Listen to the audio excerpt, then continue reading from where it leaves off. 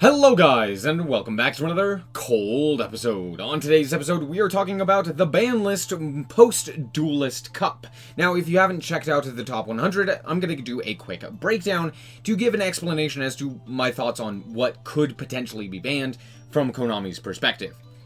Now, here is some of the top 100. It's not quite all of them, but it's a good breakdown as to what was the most prevalent decks within the top ranks of the Duelist Cup, which is obviously what Konami utilizes in order to actually make their ban list, right? So we have Vanquished Soul, Branded Despia, Pearly, Dragonlink, Mathmech, Grass Chaos, Labyrinth, Runic, and Tri-Brigade Sprite, all taking up a fair amount of the pie. And then a whole bunch of other decks as well. Notably, within these two decks as well, or within these top 15 as well, there were at least 2 tier limits, as well as I believe there were some other, there was another 2 of. I do not remember exactly which one it was. Oh, there were multiple pendulum decks as well. That's just like the only thing that I really wanted to talk about. But how does that influence the ban list? Well, as you can see here, we have ourselves That Grass Looks Greener, at least in my opinion, most likely being banned. And again, the reason for this is because of Branded, not necessarily anything else. But Branded did take massive advantage because of That Grass Looks Greener being around, meaning that a lot of games could just resolve by basically activating That Grass Looks Greener and more or less playing out of your graveyard and generating massive advantage from there. So I do think that this is basically the time where Grass is likely to get banned. I believe it's banned in the TCG, but it's currently at 2 in Master Duel, or not Master Duel, in the OCG. So this one's kind of up in the air. I'm not too set on this one. However, the other UR that I have on here, which is Chaos Ruler, is almost assuredly getting banned. Dragonlink was probably the best deck in the format, and a lot of the top players, and I mean a lot of actual top players, people like Jesse Cotton, people like Joshua Schmidt, etc. Actually, Joshua Schmidt didn't really play in this event, so never mind. But a lot of other top players, including the #1 player, mostly played Dragonlink. And because of that, I do expect Chaos Ruler in particular to be banned. And it's a pseudo hit to things like Tier Limit, which I would imagine Konami doesn't want to see. And so, yeah, because of that, I do imagine Chaos Ruler being banned. It'd be more surprising if Chaos Ruler wasn't banned, but alas, there's that. And here I have a kind of shot in the dark, but does kind of fall in line with what Konami has been doing in the past. And while Mathmech didn't do insane in this event, it was really good in the previous event. It still is meta relevant right now, and I would imagine that with the banning of Mathmech Circular in the TCG, that Konami probably has planned some sort of cyber strategy in the future and are kind of pre-prepping for that. Maybe they want to release it in Master Duel early or something along those lines, or maybe it's a TCG exclusive event or what have you. But I do think Mathmech is likely to receive another hit, not necessarily because of the Duelist Cup, but more so because of other events, right? And because of that, Super Factorial might get banned. This may seem weird, but I honestly think that this is likely to be a Konami move. It seems very much so like something that they would do. It's a normal or a common in the game, so it's very likely that something like this were to be hit.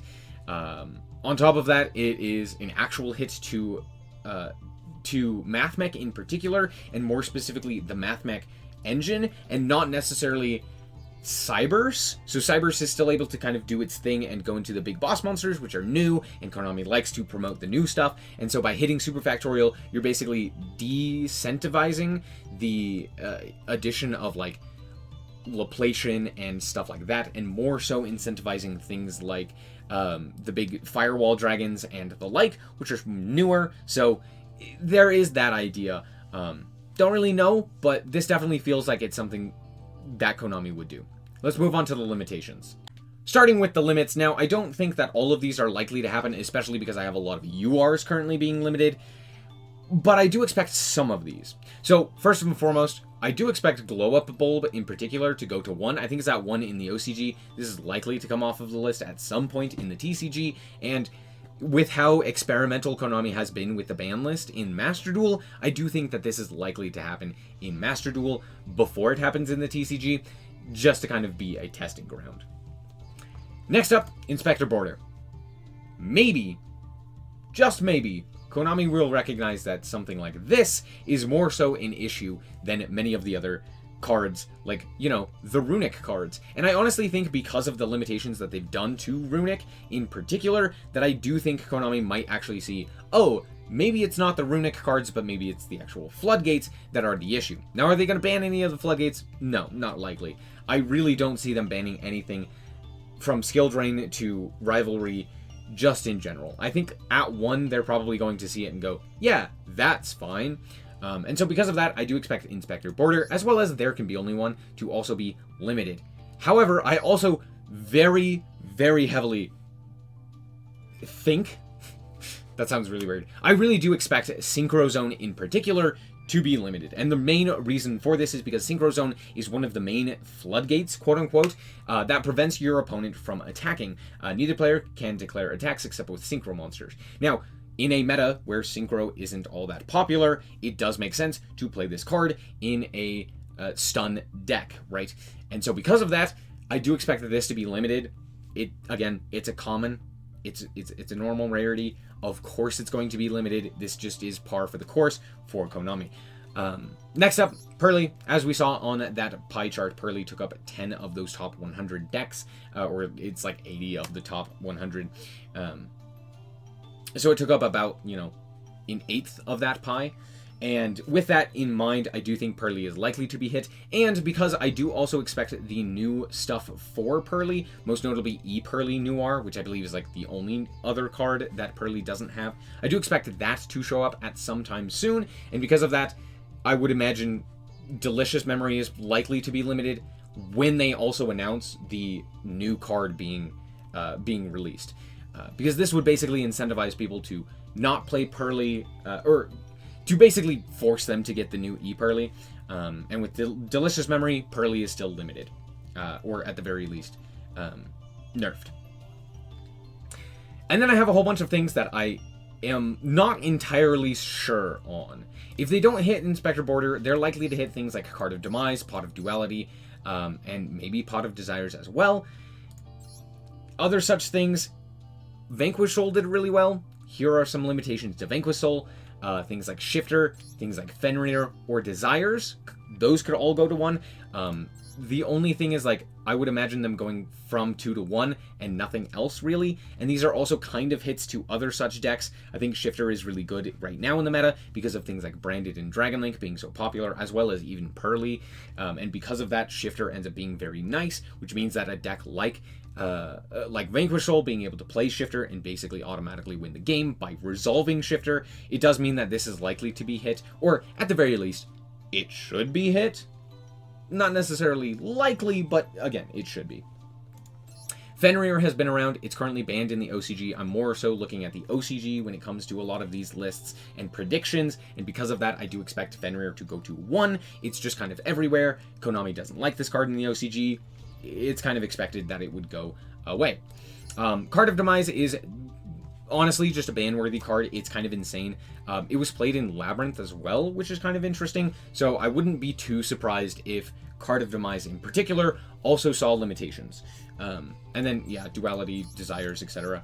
Chaos Space is also on here, along with Saronir, as limitations to both Branded, at least with the Saronir, and the Dragon Link stuff. So these are kind of the limitations that I would expect, especially Saronir. Saronir in particular is one that I'm pretty set on.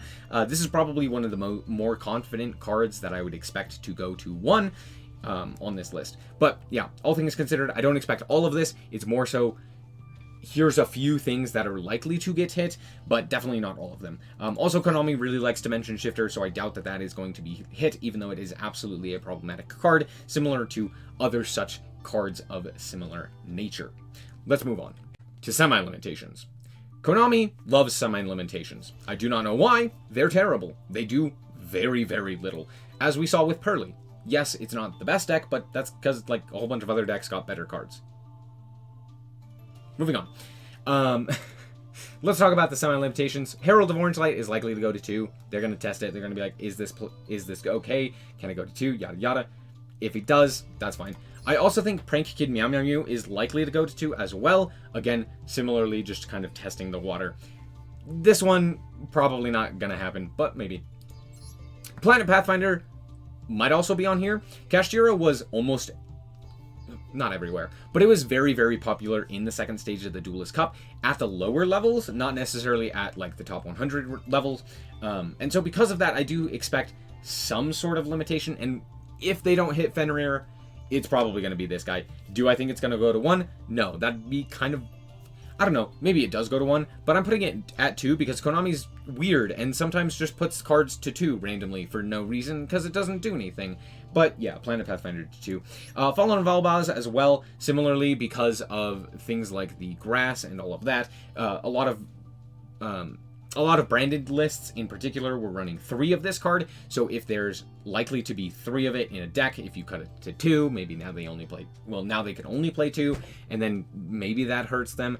I don't know. Again, it's one of those things where they're probably going to hit branded in some capacity. Is it going to do anything? Probably not. I really, really highly doubt they're going to hit branded fusion. It would be not unheard of, but it wouldn't really be logical from Konami's perspective, because branded is one of your more popular archetypes. You still have a lot of cards that you can print for that archetype, and a lot of new stuff has just recently come out, so trying to kill the deck entirely wouldn't really make sense. Trying to nerf it would make sense. Hitting things like Sarnir, again, is something that would make sense. Hitting grass as well, because a lot of those lists were 60 card in particular, so again, things like that would make more sense than hitting branded fusion itself. And then, of course, Circular. If they don't ban Super Factorial, Circular's going to 2. One of the two things is likely to happen. Again, I'm looking at the TCG for this in particular because it did just get banned. So it's one of those things where, yeah, MathMech is kind of on Konami's radar. There is a chance that they hit this. It's also at 1 in the OCG, whereas it's not. It's currently at 3 in Master Duel because it's a UR, right?